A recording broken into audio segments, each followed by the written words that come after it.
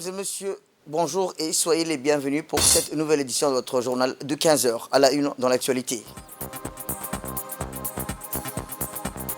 À la une dans l'actualité nationale, la communauté obokoise a célébré en grande pompe le 40e anniversaire de l'inauguration de l'école du collège d'Obok. Et enfin, dans l'actualité internationale, 300 000 Palestiniens touchés par les ordres d'évacuation israéliens des zones de Gaza. Direction le nord du pays, où je vous le disais dans le titre, la communauté obokoise a célébré en grande pompe le 40e anniversaire du collège d'Obok. C'est ainsi que le ministre de l'Éducation nationale et de la formation professionnelle, M. Moustapha Mohamed Mohamoud, accompagné de son collègue de la décentralisation, Qassim Haroum Ali, a présidé les festivités marquant cet événement. Eh bien, le collège d'Obok a joué un rôle crucial dans l'éducation et le développement de la région au cours des 40 dernières années. Dès leur arrivée, la délégation ministérielle a été chaleureusement accueillie par les autorités locales, notamment le préfet d'Obok, Moussa Aden Migani, et le président du conseil régional d'Obok, M. Mohamed Ismail.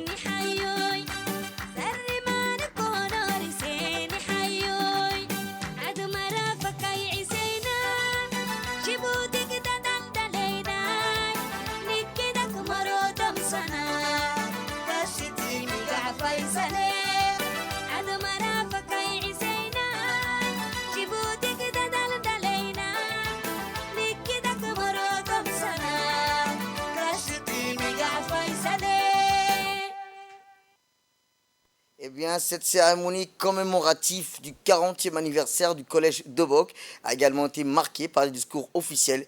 Écoutons l'ambassadeur à ce sujet.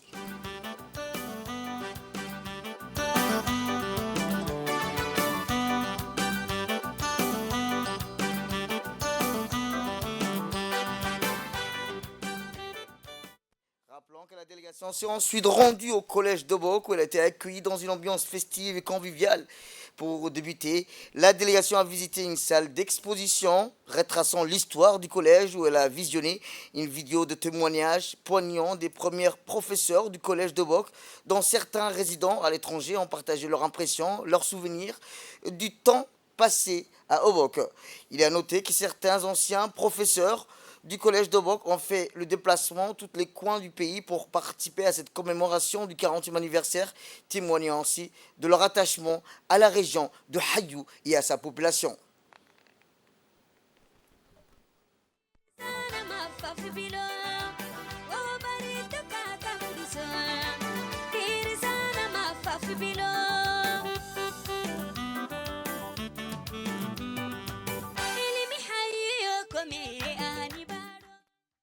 Rappelons que l'école bilingue d'Obok s'inscrit dans la volonté du gouvernement djiboutien de promouvoir une éducation de qualité pour tous les enfants de la région, leur offrant ainsi les meilleurs outils pour s'épanouir et contribuer au développement de leur pays.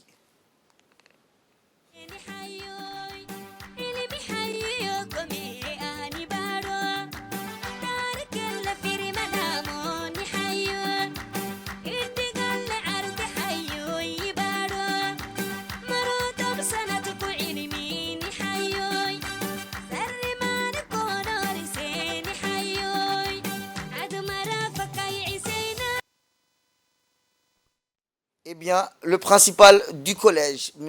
Omar Hassan Dato, a rappelé avec émotion les débuts de l'enseignement moyen à Obok, où pour les achever leur scolarité post-primaire, ces aînés n'avaient d'autre choix que de se rendre à Tadjoura. Écoutons-le. Rendons grâce à Allah, notre Créateur, le clément, le miséricordieux, qui nous a permis aujourd'hui de nous retrouver dans l'enceinte de cet établissement, jeunes, moins jeunes, élèves, professeurs, encadreurs, afin que nous puissions célébrer ensemble le 40e anniversaire de notre collège. Je suis très heureux de participer à ce 40e anniversaire. J'en suis d'autant plus fier car dans ce collège, j'ai été élève, j'ai été professeur et j'ai été également chef d'établissement. La célébration de cet événement qui certes met à l'honneur les premiers professeurs et les premiers élèves de ma génération n'est pas que la nôtre. Elle est avant tout celle de tous les professeurs, de tous les encadreurs, de tous les élèves et de tous les chefs d'établissement qui se sont succédés depuis 1983 à ce jour. Cette manifestation est un moment de retrouvailles, de rencontres, de découvertes, mais également de rétrospectives. Un grand travail de mémoire, de recherche, de témoignages a été entrepris afin de combler l'absence des archives du collège qui sont malheureusement disparues dans le conflit interne de 1991. Aujourd'hui, je suis très ému de retrouver les premiers élèves de ces collèges, mais aussi nos professeurs qui sont ici représentés par l'ambassadeur Ahmed Areta que je vous demande d'applaudir. Je remercie également tous les anciens élèves de ma génération et celle d'après, dont certains ont fait un déplacement depuis Djibouti et d'autre part dans le monde nous ont apporté leur concours en nous envoyant des témoignages, vidéos, photos et qu'ils soient ici remerciés. C'était le président du conseil régional d'Obok. Écoutons à présent le préfet d'Obok qui a rappelé, a-t-il dit, que, avec émotion, que les débuts étaient difficiles à Obok et que l'enseignement moyen à Obok, ou pour achever leur scolarité post-primaire, les aînés n'avaient d'autre choix que de se rendre à Tadjoura.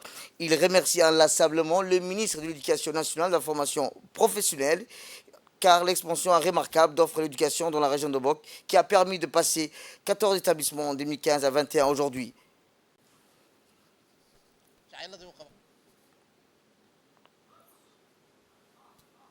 À cette cérémonie était l'occasion de fêter non seulement les 40 ans de l'importance de la scolarité à Obok. Écoutons pour plus de détails le ministre de la décentralisation, M. Qassim Arouk Ali, qui est revenu sur l'importance de cette cérémonie qui a permis de retrouver et a permis de célébrer les progrès accomplis en matière de développement de l'éducation dans la région du Nord, à savoir Obok. À la création du collège en 1984, le nombre d'élèves inscrits était inférieur à 50. Aujourd'hui, 40 ans plus tard, le collège compte plus de 600 élèves. La part des filles a également augmenté depuis cette date. Aujourd'hui, les filles représentent la moitié de l'effectif global des élèves inscrits qu'il y a 40 ans. Elles représentent moins de 10% sur un total de 50 élèves. Cette évolution croissante des effectifs des élèves et de la proportion de plus en plus importante de filles scolarisées au collège est le fruit d'une politique visionnaire de notre cher président, son Excellence Ismaïl Omar Guelleh, qui a prôné une scolarisation de masse et la promotion des genres. Toujours dans la même lignée, le président de la République est l'initiateur de la décentralisation de l'organisation des épreuves du baccalauréat entrée en vigueur depuis des années. Une vision stratégique de son Excellence Ismaïl Omar Guelleh qui a produit ses effets probants puisque le taux de réussite au baccalauréat à Obok a augmenté contrairement aux années précédentes. Cette vision du président de la République, avec le concours des deux ministères, pour la mise en œuvre de ce projet présidentiel, à savoir le ministère de l'Éducation nationale, mon cher ami et collègue, dont je remercie la présence ici, et le ministère délégué chargé de la décentralisation, dont j'ai l'honneur de diriger. Et enfin, le ministre de l'Éducation nationale, de la formation professionnelle, M. Moustapha Mahmoud, a souligné l'expansion remarquable de la région d'Obok et l'offre éducative dans la région d'Obok qui a permis de passer de 14 établissements en 2015 à 21 aujourd'hui avec une diversification de l'offre pédagogique. Écoutons le ministre à ce sujet. En 2015, la région comptait 14 écoles de l'enseignement de base. Un établissement abritant à la fois le collège et les lycées et un lycée d'enseignement technique. Mais depuis 2017, la région a vu l'ouverture des 6 établissements d'enseignement de base, comme suite Alidada, Elisola, Moulouhle, Adgeno, Swali, et l'école bilingue d'Obok. Au niveau de l'enseignement moyen et secondaire, aujourd'hui, alhamdoulilah, le collège et les lycées ont été séparés. Donc nous avons aussi un nouveau collège qui a vu le jour à Gorankar. De plus, la région d'Obok disposera, Inch'Allah, un troisième collège. Donc non seulement le collège de la ville d'Obok, Gorankar, mais également un troisième collège va voir le jour la rentrée prochaine. Il s'agit bien sûr de l'école rurale intégrée de Wadi, qui permettra donc à tous les élèves des écoles voisinantes de Wadi de suivre sur place leur scolarité jusqu'à la 9e année et Inch'Allah, pourquoi pas, jusqu'au baccalauréat. À cela s'ajoute la mise en place, en plus de celle-ci, des lignes de transport, des déplacements de navettes scolaires. Le ministère de l'Éducation nationale a également décidé de relever ce défi qui est bien sûr la décentralisation institutionnelle, bien sûr, du système éducatif djiboutien. C'est-à-dire que chaque région aura sa politique éducative. Chaque région, maintenant, ce n'est plus un service. Là, en ce moment, ce que nous avons, c'est un service. Le service, dans le nouveau organigramme qui est présenté, sera une direction régionale de l'éducation, où ce sera quelque part le ministère qui est, bien sûr, en miniature, présent dans la région. Nous allons leur mettre à leur disposition tous les moyens pour après arriver à léguer cette direction au ministère et à la décentralisation complète, Inch'Allah. Donc je peux dire que la région d'Obok dispose d'un arsenal éducatif complet. C'est la preuve éclatante du président de la République, son Excellence, M. Ismaïl Omar Guelleh, à offrir une éducation de qualité à chaque enfant pour qu'il puisse s'épanouir et réaliser ses rêves. Vive donc le collège d'Obok, vive l'éducation nationale, vive la communauté éducative d'Obok.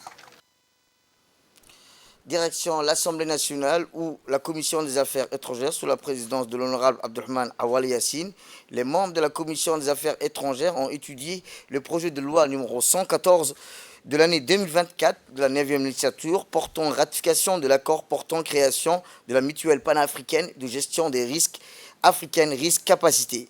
L'assise de la commission s'est tenue en présence de M. Ilyas Moussedouale, ministre de l'économie et des finances, chargé de l'industrie, accompagné des principaux collaborateurs. Et bien, au terme des échanges riches et fructueux et instructifs, la commission des affaires étrangères s'est prononcée en faveur de la ratification.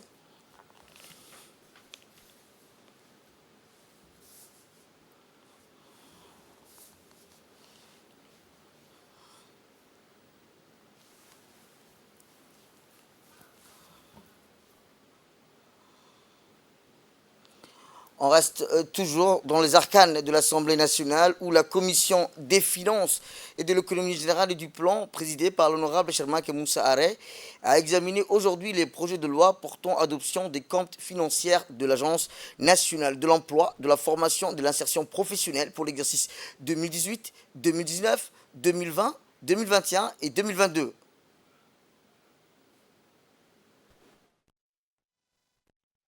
Était représenté par M.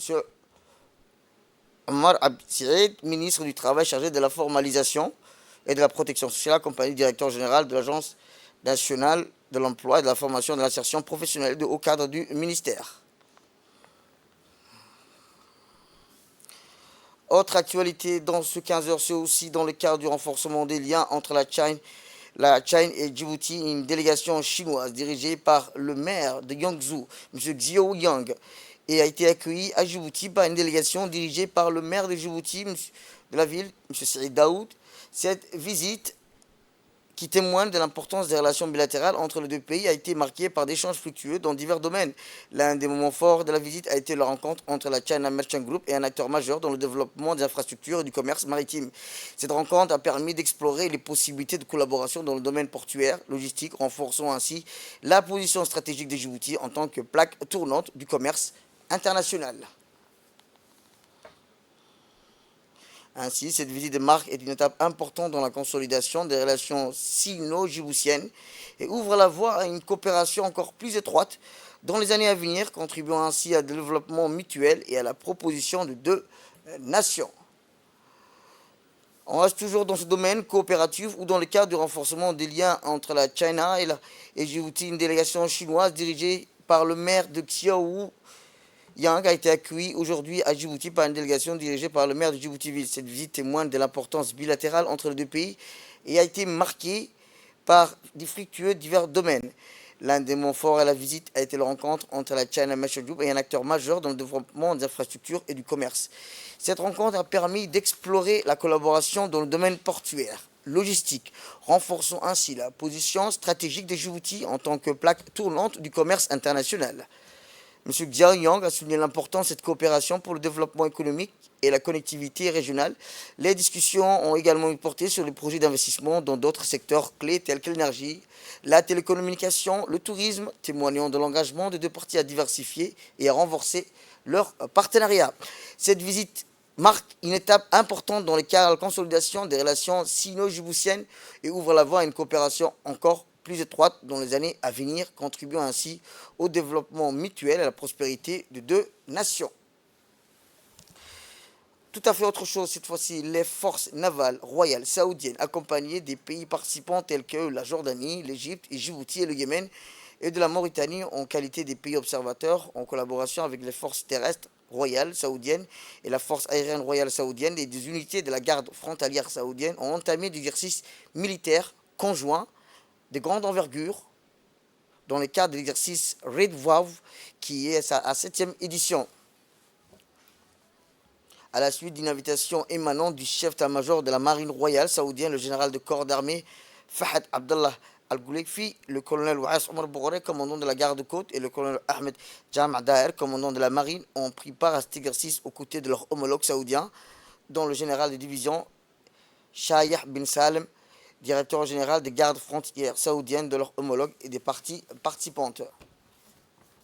Rappelons que les forces d'intervention spéciales commando de la garde-côte djiboutienne et de la marine nationale ont effectivement pris part aux différentes manœuvres et exercices opérationnels qui ont été mis en place lors de cette édition Red Wave. Cet exercice inclut une série de scénarios comportant des exercices offrant d'importantes opportunités d'entraînement, des conférences stratégiques, des exercices de combat simulés ont été organisés afin de refléter les situations potentielles du monde réel. Ces opérations encouragent les opérations conjointes et combinent telles que la guerre surface aérienne et la guerre rapide, des vedettes rapides. Les forces ont mené des protections de l'île maritime, la lutte contre la contrebande, le terrorisme et la piraterie, ainsi que l'immigration illégale. Cet exercice constitue un code de coopération et un cadre de coopération multilatérale vital afin de renforcer la sécurité de la mer Rouge, qui est une voie maritime vitale pour le commerce international.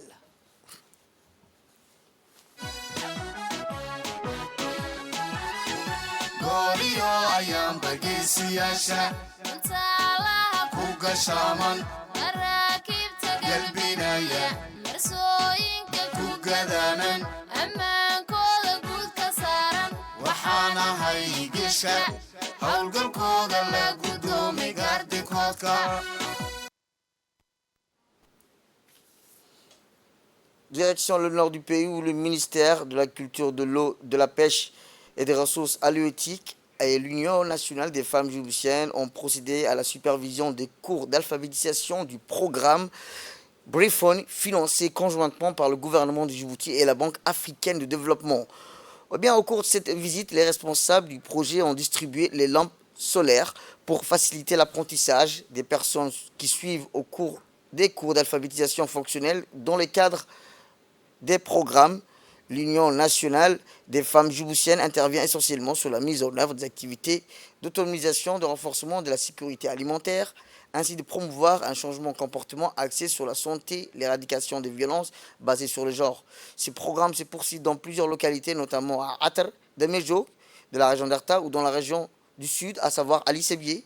Cette rencontre avec la communauté témoigne de la volonté du ministère et de l'UNFD à contribuer à l'atteinte des objectifs affichés dans la vision de Djibouti 2035, adoptée en 2014 par le gouvernement de Djibouti.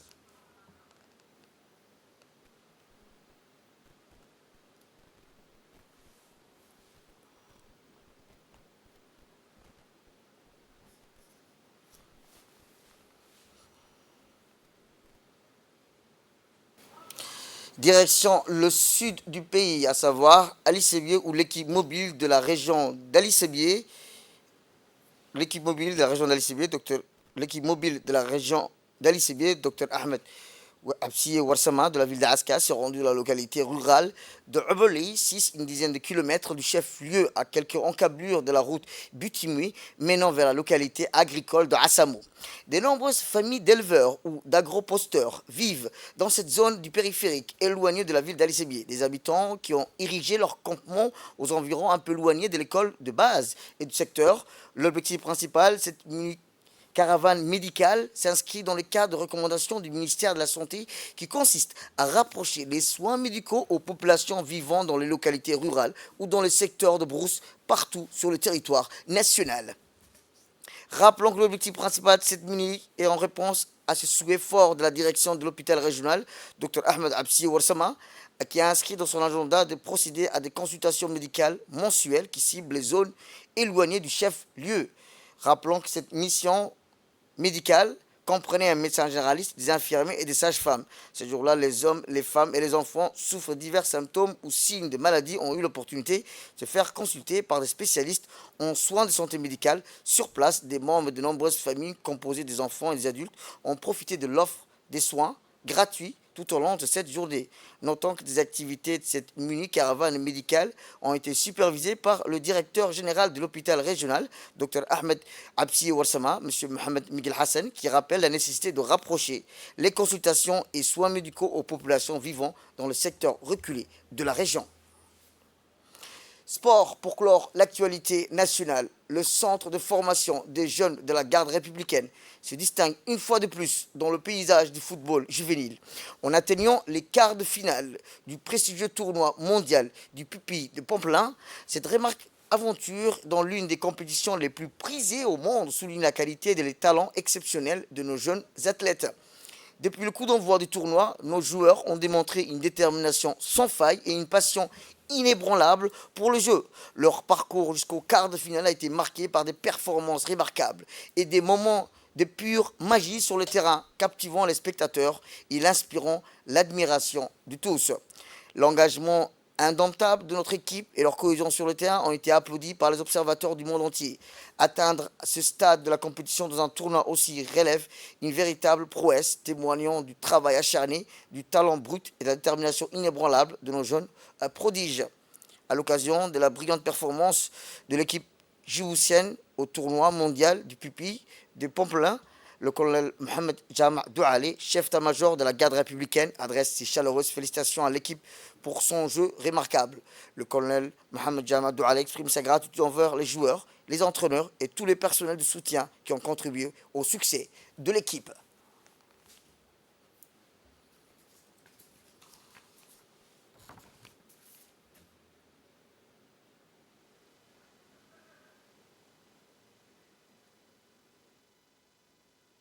En 2018, vous êtes arrivé et vous avez fait un petit score. 2019, c'était déjà mieux. Après, il y a eu le Covid, c'est ça. Et vous êtes revenu plus fort sur le centre de Primelin.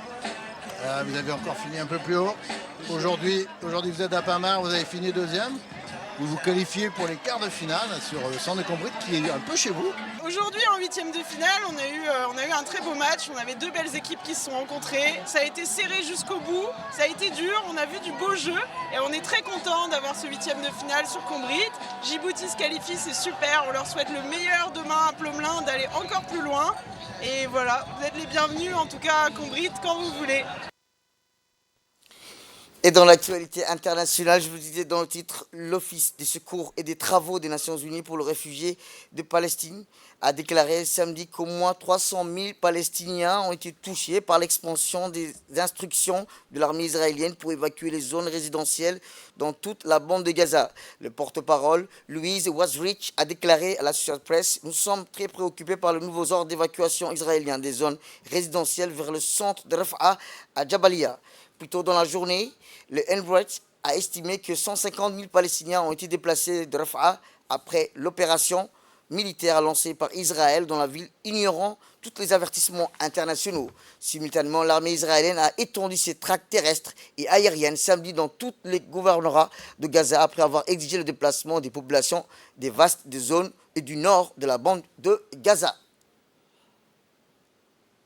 C'est tout pour cette édition. Merci à vous de nous avoir suivis. Restez avec nous pour la suite de nos programmes télévisés. Le programme continue sur Télé Djibouti. Restez avec nous.